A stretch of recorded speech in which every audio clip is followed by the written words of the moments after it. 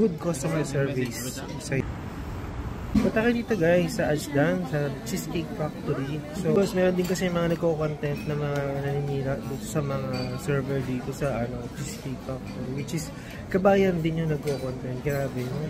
So, from my end, pagka regular customer ka dito, makikita mo kung gano'n sila sipag, very competitive, at it's much better. Mag-create tayo ng mga quality content na very inviting, nakakapagbigay ng information, informative, mura dito, may sale dito, use this, download this application para mas maka-discount kayo, etc.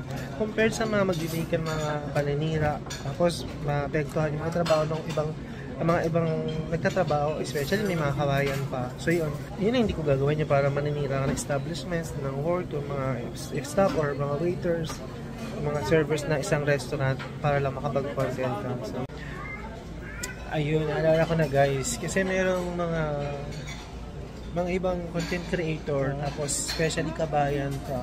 May napanood ako few months ago, content, tapos parang negative yung comments and caption or yung content niya about sa mga nag-work dito in general, hindi lang yung particular sa mga kabayan, in general sa mga server dito na parang minamataw, minamaliit, tapos parang sinisiraan. So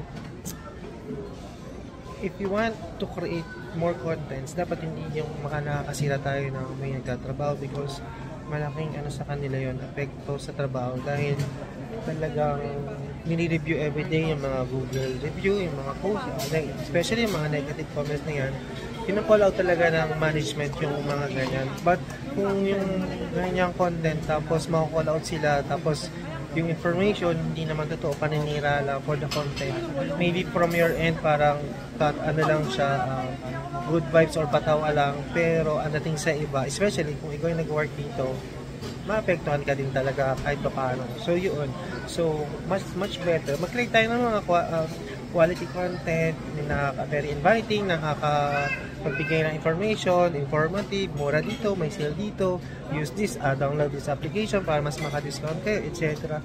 Compared sa mga magbibigay mga paninira, tapos maapektuhan yung mga trabaho ng mga ibang nagtatrabaho, especially may mga kawayan pa. So yun, lang din ang sinabi guys. So yun na yung pinaka-top ng aking kwento.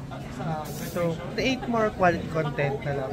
Though hindi naman ganun kaano yung mga contents ko, because personal vlog lang yung akin for the memories. But yun na hindi ko gagawin niya para maninira ng establishments, ng work, yung mga staff or mga waiters, mga servers na isang restaurant para lang makapag-content ka. So yun lang. So, ang dami ka sinabi guys. So, inatin natin yung ating dessert. So, yun lang muna guys. Bye!